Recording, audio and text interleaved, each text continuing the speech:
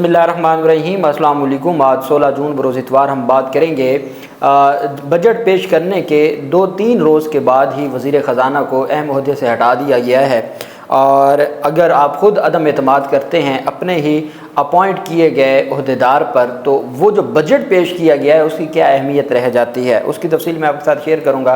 सांगड़ में जो एक ऊँट के टांग काटी गई थी और जुल्म की दास्तान रकम की गई थी, उस दरिंदे को आज अदालत में पेश किया गया था जिस्मानी रिमांड के लिए, उसके ऊपर भी हम बात करेंगे। और वो दरिंदा जिसने 2 वकला को कत्ल किया कचहरी में, सिर्फ इस वजह से कत्ल किया कि वो उनकी फैमिली केस में उनकी बीवी के वकील थे, और उस बुनियाद पे जाके साबिक सदर थे वो डिस्ट्रिक्ट बार के, और वो मौजूदा मेंबर थे पंजाब बार कौंसिल के, और उसका जो जुल्म किया है उनको दहशतगर्दी अदालत में पेश किया गया था, पिंडी की दहशतगर्दी अदालत में।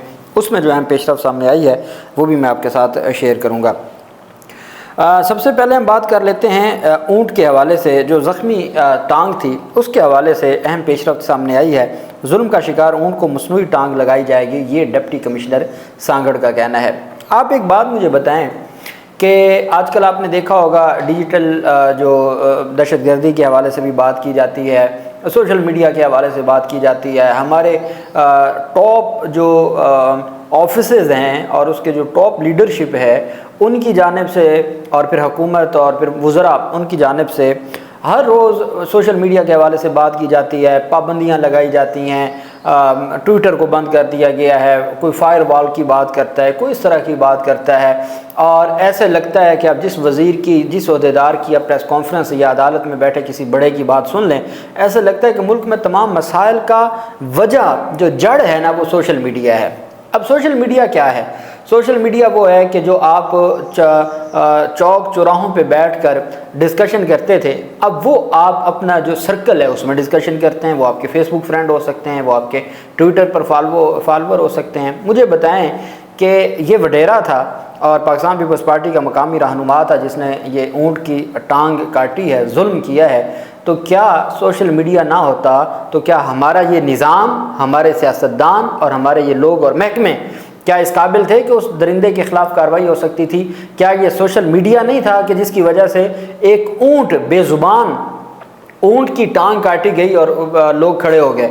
आज तक पाकिस्तान में ज़ैनब कत्ल केस जो था, मासूम बच्ची कसूर का, जो कसूर की थी, उसके जो दरिंदे थे उनको 3 माह में फांसी पर चढ़ाया गया। तो किसकी वजह से? सोशल मीडिया की वजह से। मोटरवे ज़्यादती केस था, सोशल मीडिया ने उस मामले को, हम कहाँ खड़े थे?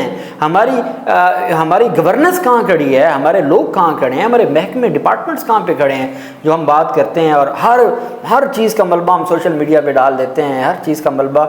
वो इसकी वजह यह है कि आप 4 रुपये एक चीज़ महंगी करते हैं, दूसरी तरफ आप दूसरी चीज़ 15 रुपये महंगी कर रहे होते हैं। एक चीज़ 4 रुपये सस्ती करते हैं, दूसरी 15 रुपये महंगी करते हैं, और आप ये गर्दानते हैं कि हम मीडिया के ज़रिए और अपने लोगों को के ज़रिए और अपने साफियों के ज़रिए ये बताएंगे कि 4 रुपये सस्ती कर दी है। तो सोशल मीडिया आपको बताता है भाई आपने इधर 4 रुपये का फ़ायदा करके उधर 15 रुपये का टीका लगा दिया है, तो वो गंदा हो गया सोशल मीडिया।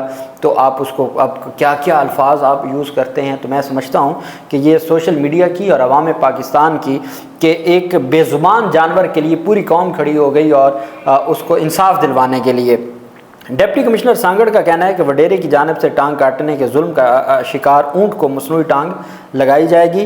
डिप्टी कमिश्नर ने कहा कि ऊँट को गुज़श्ता रोज़ ही कराची मुंतकिल कर दिया गया है। सांगड़ में 2 रोज़ कबल खेत में दाखिल होने वाले ऊँट की टांग काटी गई थी, और उसमें जो है वो जो सूबाई वज़ीर शर्जील मेमन ने कहा था कि ये जो मामला है हर सूरत हम इस पर जो है वो कार्रवाई करेंगे, और जो गरीब था जिसका ऊँट था उसको 2 ऊँट देने का सिंध हुकूमत की जानिब से भी ऐलान किया गया।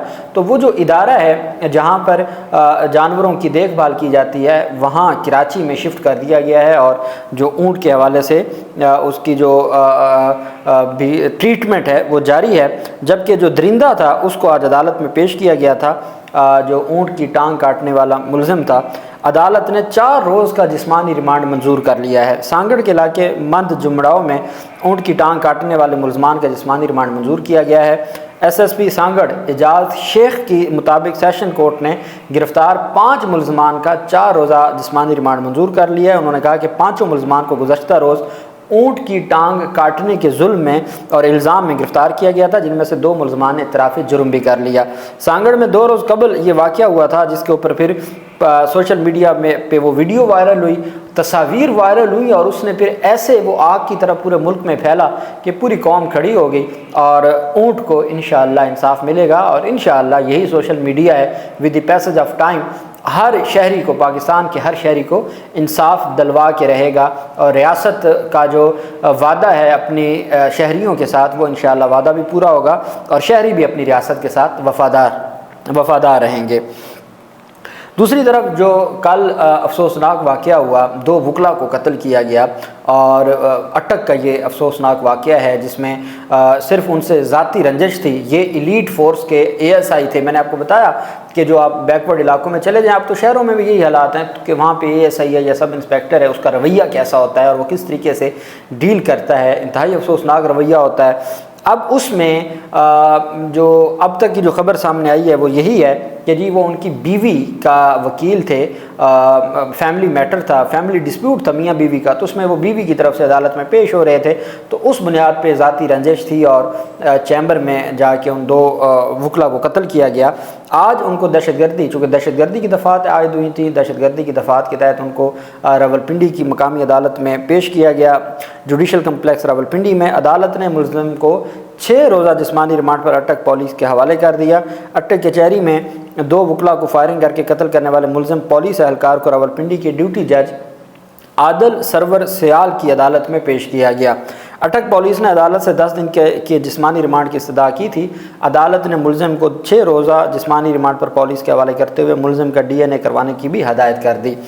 گزشتہ روز ضلع اٹک کچہری میں 2 وکلا کو قتل کرنے والے کے خلاف دہشت گردی اور دیگر دفعات کے تحت مقدمہ درج کیا گیا تھا، اور آج اس میں یہ پیش رفت سامنے آئی ہے۔ اور آپ بدقسمتی دیکھیں، کل پنجاب بار کونسل میں یہ ممبر تھے پنجاب بار کونسل کے، اور پنجاب بار کونسل میں جب اتنا ایک افسوسناک واقعہ ہو چکا تھا 2 وکلا کے قتل کا، تو وہاں پر فنڈز کی تقسیم کی تقریب جاری تھی پنجاب بار کونسل میں، اور وہ تقریب منسوخ نہیں کی گئی تھی، بلکہ وہاں پہ سینئر قیادت بھی تھی اور انہوں نے وہ تقریب بھی کی ہے۔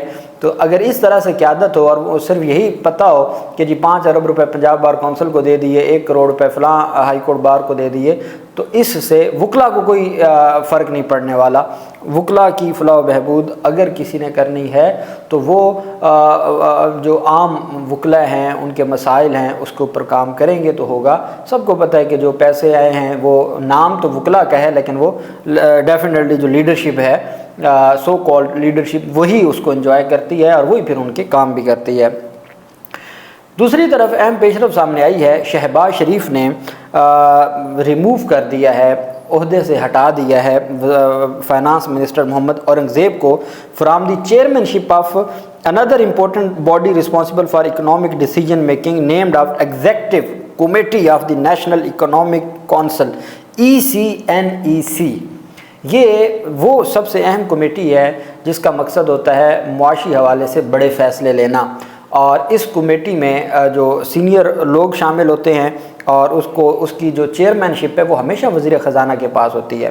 اب مجھے بتائیں کہ جو executive committee of the national economic council ہے، اس کے چیئرمین شپ سے آپ ہٹا دیتے ہیں وزیر خزانہ کو، اور وہ بھی اسی ہفتے جس ہفتے وہ کام آپ کے بقول ایک کامیاب بجٹ پیش کیا ہے انہوں نے، تو اگر اتنا ہی کامیاب بجٹ پیش کیا گیا ہے تو اتنے اہم عہدے سے ان کو ہٹایا کیوں گیا ہے؟ تو یہ اس کا کیا جو ہے وہ میسج ہے کہ کیا وہ اس عہدے کے قابل نہیں تھے، کیوں اس عہدے سے ہٹایا؟ پھر اگلی بات، اب شہباز شریف نے اس عہدہ جو تھا، چیئرمین شپ تھی اس کمیٹی کی، اس کو جو ہے وہ جو اپنے پاس چیئرمین شپ رکھ لی ہے ENEC کی، ECNEC یہ اس کمیٹی کا نام ہے جو معاشی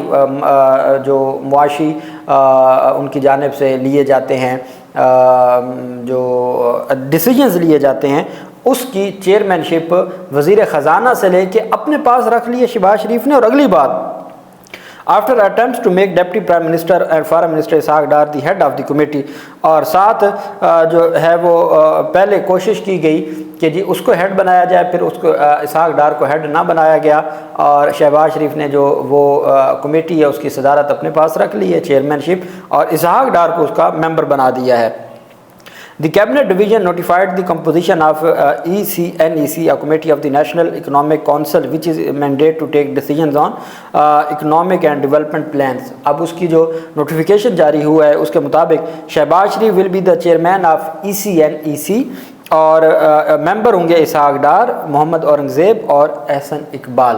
تو اب ممبر یہ تین ہوں گے، ہیڈ ہوں گے شہباز شریف، اور اس میں جو ہے وہ اہم جو ڈیولپمنٹ سامنے آئی ہے، پہلے کمیٹی سے ہٹایا گیا تھا، اب ایک اور کمیٹی ہے اس سے ہٹا دیا گیا ہے محمد اورنگزیب کو، اور وہ HBL کے حوالے سے آپ جانتے ہیں ان کا بیک گراؤنڈ ہے، اور ان کو بیرون ملک سے، وہ پاکستان کے شہری نہیں تھے، اور ان کو فرمائشی طور پر، خصوصی طور پر کابینہ کے اجلاس میں اس کی جو پہلے جو پاکستانی شہریت وہ چھوڑ چکے تھے وہ واپس ریسٹور کی گئی، اور ان کو عہدے پہ لایا گیا، اور یہ انہوں نے بجٹ پیش کیا ہے، ٹیکس بڑھا دیے ہیں، ٹیکس بھی غریب پہ بڑھا دیے ہیں، امیروں پہ نہیں۔ پارلیمنٹ کے بھی انہوں نے ایکسپینڈیچر کو بڑھا دیا ہے، مختلف محکموں کے بھی انہوں نے جو بجٹ تھے ان کو بڑھا دیا ہے، تنخواہیں بھی بڑھا دی ہیں، اپنے اخراجات بھی، وزیر اعظم ہاؤس کے اخراجات بھی، پارلیمنٹ ہاؤس کے، ایوان صدر کے تمام کے اخراجات بڑھا دیے ہیں، ٹیکس لگائے ہیں۔ تو وہ غریب آدمی پہ، نان فائلر کون ہوتا ہے؟ وہ غریب ہوتا ہے جو دیہاڑی کرتا ہے، اور اس کو نان فائلر کہہ کہ اگر وہ کوئی چیز جمع پونجی اکٹھی کر کے لے بھی لے تو اس کے ساتھ کیا حشر کیا جائے گا ان ٹیکسوں کے وجہ سے۔ اللہ پاک پاکستان کا حامی و ناصر ہو۔ بہت شکریہ۔ اللہ حافظ۔ پاکستان زندہ باد۔